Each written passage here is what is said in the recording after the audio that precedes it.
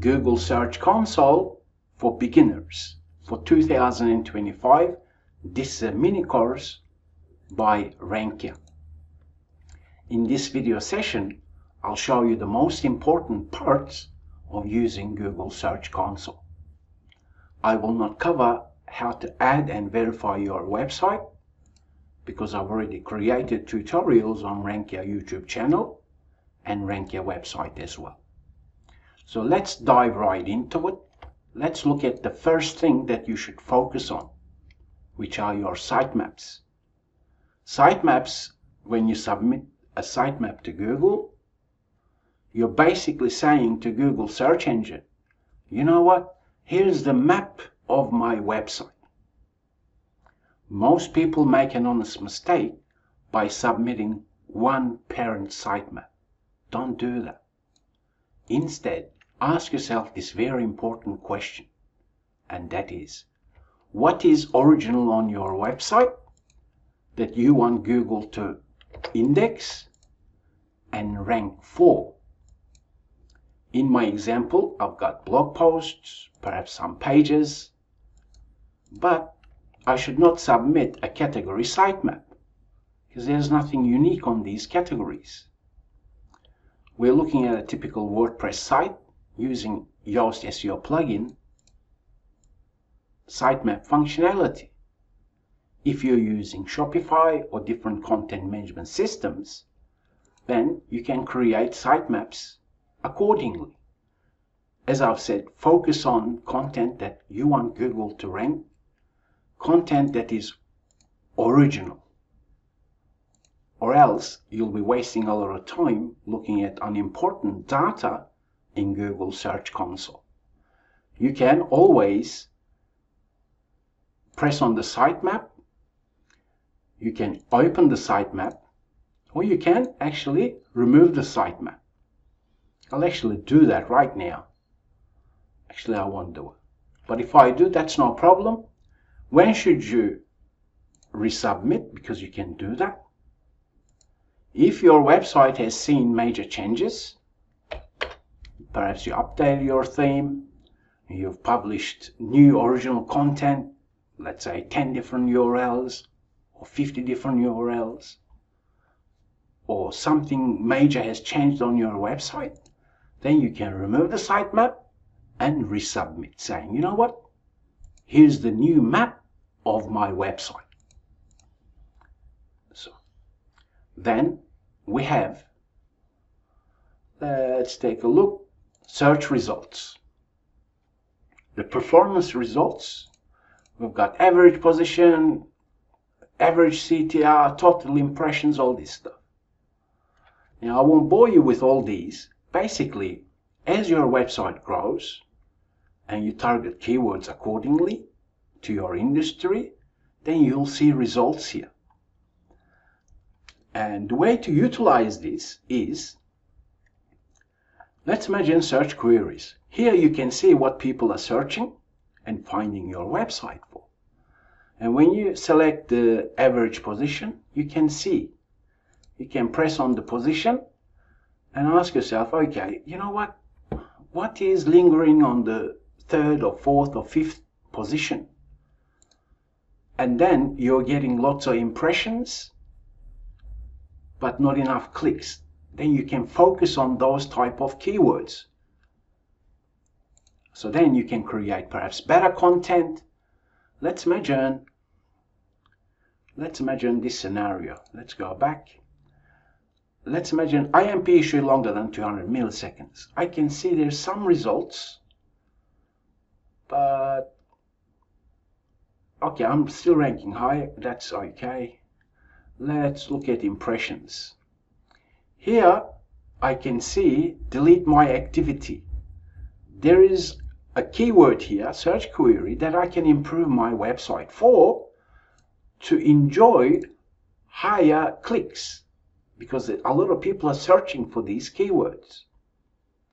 I can press on the query itself and then look at the pages.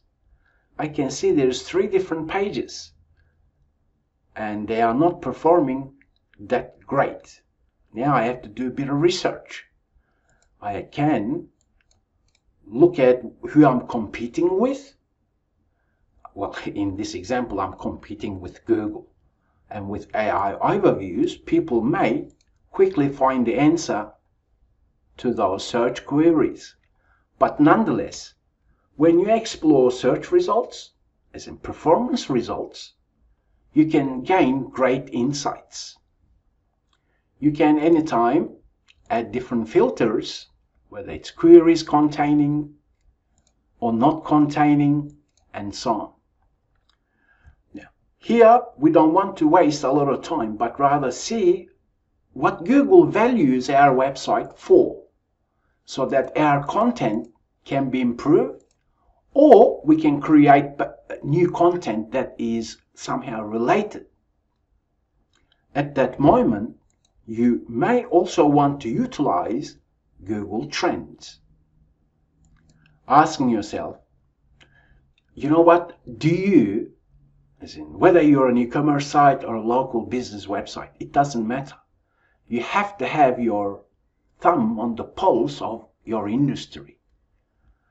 And performance reports can show you that at times, depending on your industry. Or Google Trends can show you that. Or exploring Google search box by tinkering, delete my activity in this example only, doesn't matter what the keywords are, and I can say, okay, do people ask related questions? As I can see, for this keyword, I'm getting no results. But let's say how to delete my activity, still no results. How to delete my Google activity in this example. So let's explore more. Okay, there's some discussions happening. That's how you utilize Google to find new keyword ideas.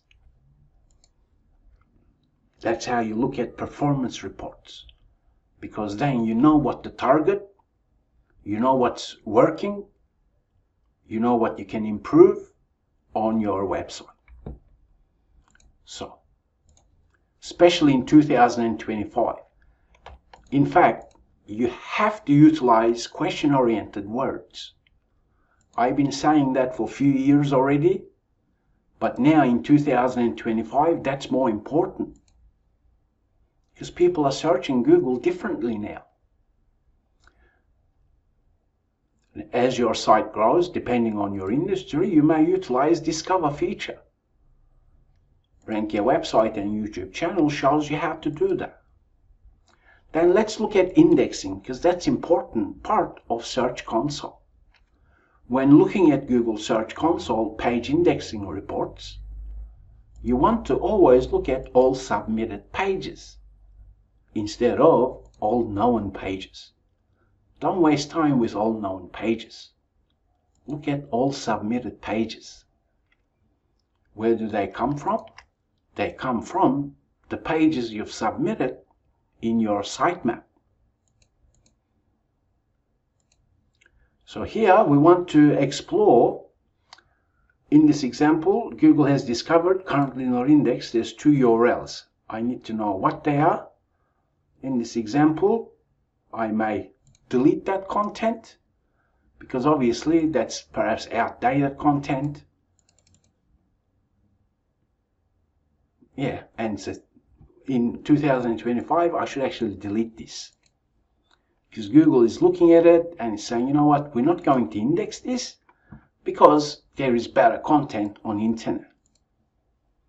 But page indexing reports are very important for all submitted pages, and I've created all the tutorials for fixing each and every problem. Then, if you have videos on your website, let's imagine you publish videos on your website instead of YouTube embeds. Well, if that's the case, these reports will be absolutely critical.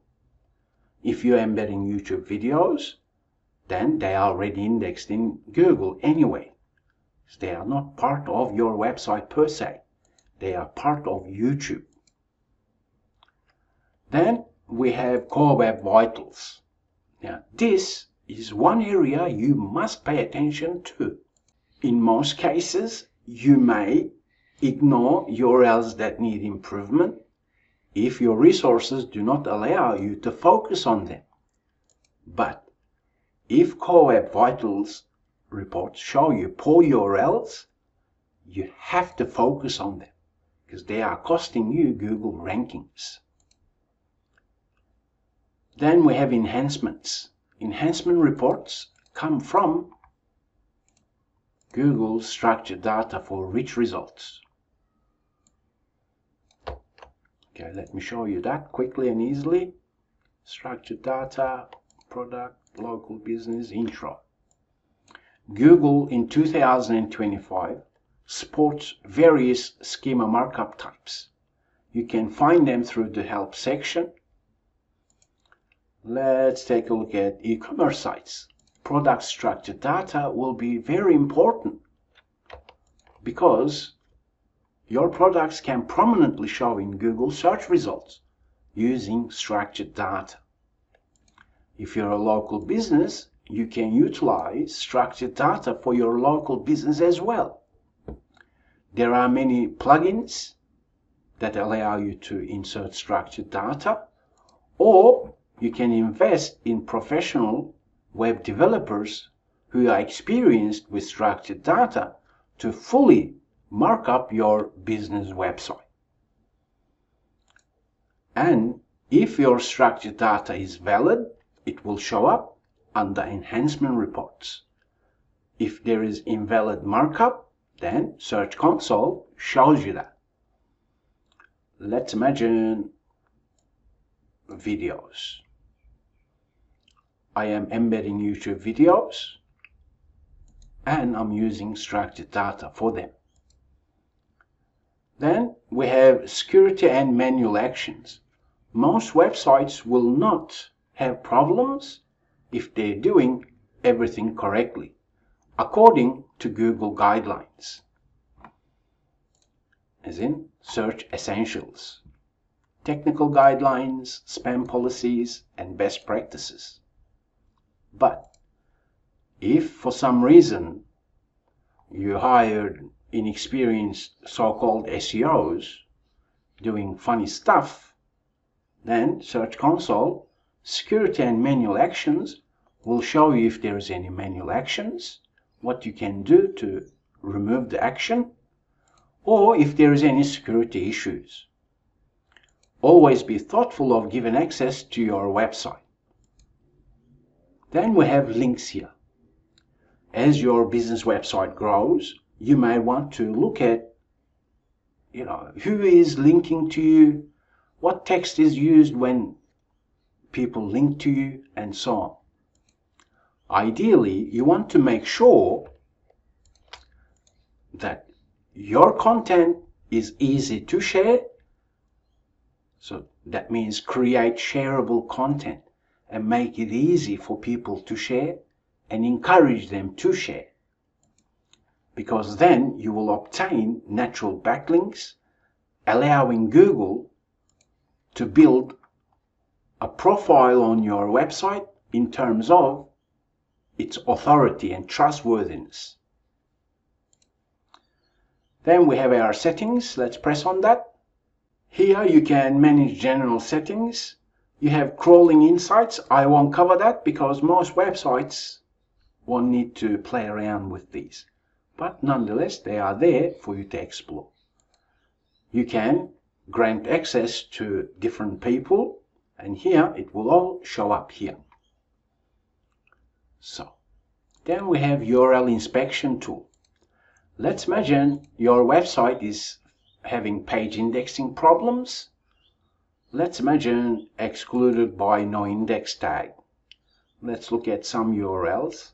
Let's copy the URL. We can use the URL inspection tool here by pasting the URL, then press enter. And now obviously that is not on Google, as in it's not indexed by Google. Why? Because it's excluded by no index tag. That's why page indexing report is very important. When you use page indexing report, you want to also utilize URL inspection tool.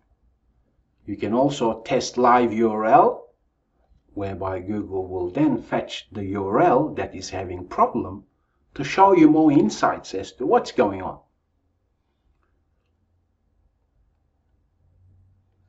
As we can see, it's saying we cannot index that page because you're telling us no index. And it gives us more details.